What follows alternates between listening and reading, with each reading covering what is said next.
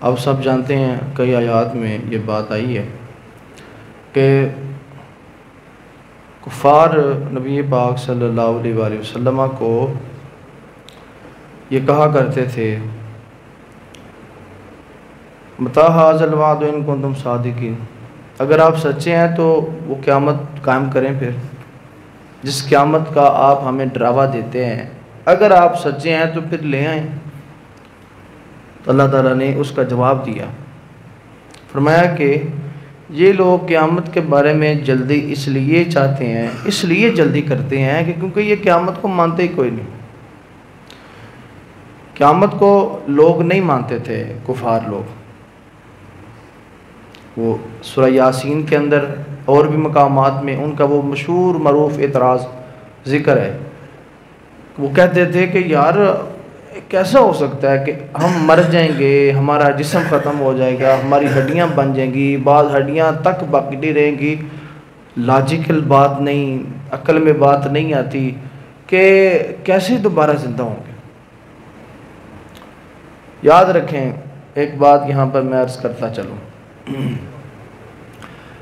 دین کا کوئی بھی حکم ہے لازمی نہیں کہ وہ آپ کی عقل میں آئے تو وہ درست ہے، لازمی نہیں۔ کوئی حکیم ہو، ماہر، کوئی ماہر طبیب ہو، ماہر ڈاکٹر ہو، وہ آپ کو کوئی پرہیز بتائے کھانے کے اندر کہ آپ نے یہ نہیں کھانا اور آپ نے یہ کھانا ہے، تو اسے یہ نہیں آ سکتے کہ جناب میری عقل تے نہیں مندی کہ میری بیماری واسطے اے شے ٹھیک ہے اے شے ٹھیک نہیں۔ اور اللہ تو سب سے بڑا حکیم ہے، سب سے بڑا جاننے والا ہے۔ تو دین میں یہ بات ہے کہ آپ کی جو سمجھ میں نہ آئے اس کا ہرگز یہ مطلب نہیں کہ وہ بات آپ نہیں مانیں گے۔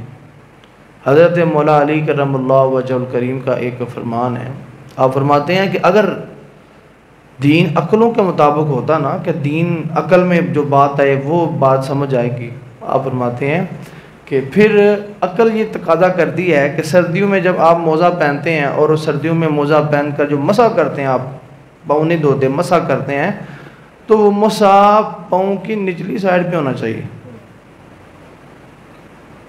کیونکہ اوپر والی سائڈ تو ویسے ہی جو ہے وہ صاف ستھری رہتی ہے، گندی تو نیچے والی جگہ ہوتی ہے جو نیچے لگتی رہتی ہے۔ دھوئی تو یا مسح وہ چیز کی جاتی ہے جو گندی ہوتی ہے۔ آپ نے فرمایا کہ اگر عقل کے مطابق دین ہوتا تو پھر مسح کیسے ہونا چاہیے تھا؟ نیچے، پاؤں کے نیچے والی سائڈ پر، لیکن مسح کدھر ہوتا ہے؟ پاؤں کے اوپر والی سائڈ پر۔ لہٰذا اگر کوئی دین والی بات آپ کو سمجھ نہیں آتی نا، تو اس کا ہرگز یہ مطلب نہیں کہ وہ بات درست نہیں ہے۔ یہی اللہ تعالیٰ نے ان کو فرمایا کہ اپنی عقلیں مت لڑاؤ، یہ تو اس لیے قیامت کے بارے میں یہ بات کرتے ہیں کہ لے آئیں، یہ قیامت کو مانتے ہی کوئی نہیں۔ لیکن فرمایا والذین آمنوا مشفقون منہا، فرمایا جو لوگ مانتے ہیں نا قیامت کو وہ تو ڈرتے ہیں قیامت سے، ایمان والے قیامت سے ڈرتے ہیں، ان کو خوف ہے قیامت کا کہ قیامت کا قائم ہوگی، مجھے اللہ کے بارگاہ میں حاضری دینی۔ وَيَعْلَمُونَ أَنَّهَا الْحَقُّ، فرمایا کہ ایمان والے حق کو، اس یہ قیامت کو حق سمجھتے ہیں کہ قیامت قائم ہوگی۔ اَلَا إِنَّ الَّذِينَ يُمَارُونَ فِي السَّاعَةِ لَفِي ضَلَالٍ مُبِينٍ، فرمایا کہ جو لوگ قیامت کے بارے میں شک کرتے ہیں وہ کھلی گمراہی کے اندر ہیں۔ جب قیامت کے دن وہ قائم ہوگا، جب وہ میزان تولا جائے گا، جب سارا میدان لگے گا، پھر اس دن انسان کہے گا کہ میں تو غلط تھا۔ یہ باتیں اللہ نے اس لیے پہلے بتائی ہیں کہ تاکہ ان سے خبردار رہا جا سکے۔ اچھا جی، اگلی آیت ہے، یہ وہ آیت ہے جو میں ابھی پڑھنے لگا ہوں کہ بعض آیات بڑا لطف دیتی ہیں سننے کے اندر، ان کا مفہوم جو ہوتا ہے وہ بڑا مزیدار قسم کا ہوتا ہے، پڑھ کر مزہ آ جاتا ہے۔ یہ وہ آیت ہے، اللہ تعالیٰ نے فرمایا اللہ لطیف بعبادہ، اللہ تو اپنے بندوں سے بڑا پیار کرتا ہے، اللہ اپنے بندوں پر بڑا مہربان ہے۔ فرمایا یرزق من یشاء، وہ جس کو چاہے رزق عطا فرما دیتا ہے، بندہ نہ بھی مانگے وہ پھر بھی عطا کر دیتا ہے، وہ مانگے اللہ پھر بھی عطا فرما۔ اللہ تعالیٰ تو اپنے بندوں پر مہربان ہے، لطیف اللہ تعالیٰ کا نام ہے۔ اور آگے سنیے کہ حضرت ایک مفسر گزرے علامہ ابن منظور، وہ لکھتے ہیں کہ ابن اسیر نے اپنی تفسیر میں لکھا ہے کہ لطیف کسے کہتے ہیں؟ اللہ کا نام ہے لطیف، لطیف کہتے کس کو ہیں؟ وہ کہتے ہیں اللطیف هو الذی اجتمع له الرفق فی الفعل والعلم بدقائق المصالح وایصالها الی من قدرها۔ لطیف اس کو کہتے ہیں کہ جس میں یہ تین چیزیں جمع ہوں، تین صفات جس میں پائی جائیں، وہ کون ہوتا ہے؟ لطیف ہوتا ہے۔ نمبر ایک کہ جو کام ہو اس میں وہ سخت نہ ہو، وہ جو بھی کام کرے اس کے اندر کیا ہو؟ نرمی پائی جائے، اس کو لطیف کہتے ہیں۔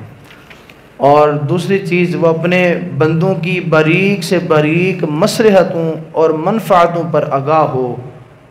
اور نمبر تین، جس کو جو چیز ضرورت ہو وہ اس کو عطا کرنے پر قادر ہو۔ یہ تین چیزیں جس میں پائی جائے وہ کیا ہوتا ہے؟ لطیف ہوتا ہے۔ اور اللہ کی ذات یہ ساری صفات کی وہ حامل ہے۔ اور فرمایا دوسری بات، حضرت جنید بغدادی رحمۃ اللہ تعالی علیہ آپ فرماتے ہیں لطیف کون ہوتا ہے؟ اللطیف من نور قلبک بالہدی، لطیف وہ ہوتا ہے جو تیرا دل نور کے ساتھ، ہدایت کے نور کے ساتھ روشن کر دے۔ وَرَبَّ جِسْمَكَ بِالْغَذَاءِ، اور غذا کے ساتھ تیرے جسم کی تربیت کرے، تیرے جسم کو پالے۔ وَيُخْرِجُكَ مِنَ الدُّنْيَا بِالْإِيمَانِ، اور ایمان کے ساتھ تجھے دنیا سے لے جائے۔ اللہ لطیف بعباد، تجھے ایمان کے ساتھ دنیا سے لے جائے۔ وَيُحْرِسُكَ مِن نَّارِ اللَّظَّةِ هَذَا لُطْفُ اللَّطِيفِ بِالْعَبْدِ الضَّعِيفِ، اور فرمایا کہ تجھے دوزخ کی آگ سے محفوظ رکھے، اس کو لطیف کہتے ہیں۔ اللہ لطیف بعبادہ، کہ اللہ اپنے بندوں پر مہربان ہے، جس سے چاہے وہ رزق عطا فرماتا ہے۔ وَهُوَ الْقَوِيُّ الْعَزِيزُ، اور اگلے جو لفظ ہیں، اللہ مہربان ہے، فرمایا وہ غالب بھی ہے، اس کی قوت بھی ہے، وہ سب کچھ کر سکتا ہے۔ لوگوں اللہ کی طرف دھیان کرو، اللہ کی طرف توجہ کرو۔ اللہ کو تم کیا سمجھ کے رکھا ہے تم نے؟ اللہ تو بڑا مہربان ہے، ساری طاقتیں اس مالک کے پاس ہیں۔ آگے فرمایا من کان یرید حرث الآخرۃ نزد لہ فی حرثہ، جو آخرت کا ارادہ کرے، آخرت کی کھیتی کو چاہے، ہم اس کی کھیتی میں اضافہ کریں گے۔ بڑی زبردست آیت ہے، بڑا وسیع مفہوم رکھتی ہے یہ آیت۔ آپ دنیا میں کوئی کام کرتے ہیں، چاہے آپ نماز پڑھیں، چاہے آپ روزے رکھیں، زکوٰۃ دیں، صدقہ خیرات کریں، کسی کے کام آئیں، کسی پڑوسی کے کام آئیں، بہن بھائی کے کام آئیں، رشتہ دار کے کام آئیں، نیت آپ کی کیا ہو؟ آخرت، میری آخرت سنور جائے۔ میں اکثر ایک بات سوچتا ہوں کہ کوئی بھی نیکی ہے نا، کوئی بھی نیکی ہے، وہ چھوٹی سی بھی نیکی ہے، وہ آپ کی نجات کا سبب بن سکتی ہے۔ مثال کے طور پر میں دیکھتا ہوں یہاں پر آپ کے محلے کے وہ جمیل صاحب آتے ہیں، جس میں تم گنگا کہندے ہو، میں جمیل آنا نام دا صحیح۔ اس کو بعض بندے اپنی مرضی سے لے کے آتے ہیں، گھر چھوڑ کے آتے ہیں۔ یہ عمل بھی نجات کا سبب بن سکتا ہے، میں یہ سمجھتا ہوں۔ عمل بظاہر چھوٹا ہے، کوئی اتنا مشکل کام نہیں، لیکن انما الاعمال بالنیات، اعمال کا دار و مدار نیتوں پر ہے۔ اور کیا فرمایا؟ آخرت کی کھیتی کا ارادہ رکھتا ہے۔ فرمایا جو بندہ آخرت کی کھیتی کا ارادہ رکھے کہ میری آخرت سنور جائے، میں آخرت کے لیے کچھ کر رہا ہوں، فرمایا ہم اس کی آخرت کی کھیتی میں اضافہ کر دیں گے، اس کے ثواب کو بڑھا دیں گے۔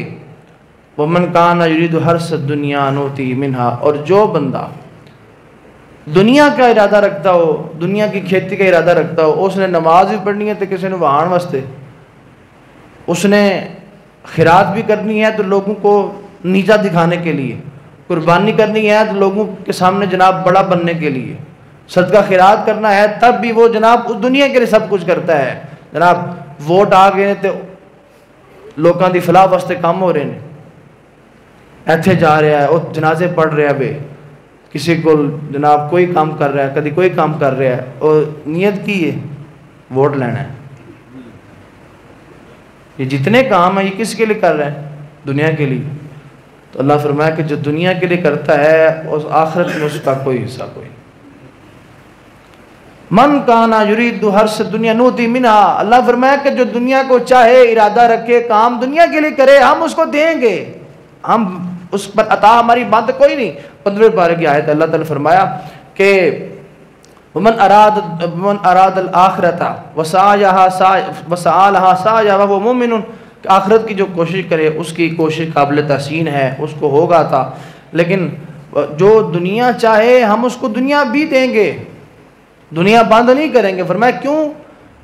وَقَانَ عَطَاءُ رَبِّكَ مَحْظُورًا، تیرے رب کی عطا بند نہیں کسی پر۔ رب کی یہ شان ہے، وہ کافر کو بھی دیتا ہے، یہودی کو بھی دیتا ہے، عیسائی کو بھی وہی دیتا ہے، سنی مسلمان ہر شے، جی جتنے فرقے ہیں ہر ایک کو وہ عطا کرتا ہے۔ جناب دنیا داروں کو عطا کرتا ہے، جناب کوئی حرام کماتا ہے وہ بھی عطا کرتا ہے، حلال کماتا ہے اس کو بھی عطا کرتا ہے، کوئی یہاں ریڈی پر بیٹھتا ہے اس کو بھی وہی عطا کرتا ہے، کوئی کاروبار بڑی دکان ہے، ہر ایک کو عطا کرنے والی ذات اللہ کی ذات ہے۔ فرمایا کہ عطا ہماری بند کوئی نہیں، دنیا مانگو گے ہم دنیا دیں گے، آخرت مانگو گے ہم آخرت دیں گے، لیکن فرمایا قابل تعریف بات وہ ہے جو آخرت کے لیے کی جائے، تعریف اس کی ہے، اللہ کو پسند وہ ہے جو آخرت کے لیے کوشش کی جائے۔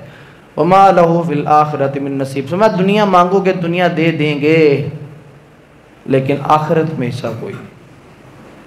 آپ دیکھ لیں دنیا میں جس نے کوشش کی ہے جناب کاروبار کو کھڑا کرنا ہے، اللہ تعالیٰ دیتا کہ نہیں دیتا؟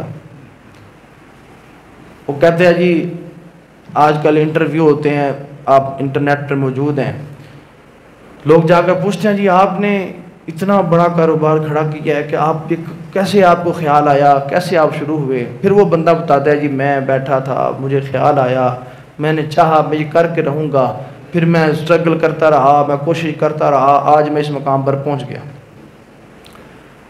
بڑے کم لوگ ہوتے ہیں جو کوشش کریں لیکن وہ کامیاب نہ ہو، کوشش کرتے ہیں اللہ تعالیٰ ان کے ضرور عطا فرما دیتا ہے، لیکن فرمایا کہ نہ، جو دنیا کے لیے کوشش کرے آخرت کے لیے نہ کرے اس کا آخرت میں حصہ کوئی۔ یہ اسلام کی خوبصورتی ہے کہ آپ کاروبار بھی کریں لیکن اس میں بھی آپ کی نیت ہو آخرت کی، اللہ آپ کو کاروبار کا بھی ثواب عطا فرمائے گا۔ یہ اسلام کی خوبصورتی ہے، اس لیے اپنی نیت درست رکھیں۔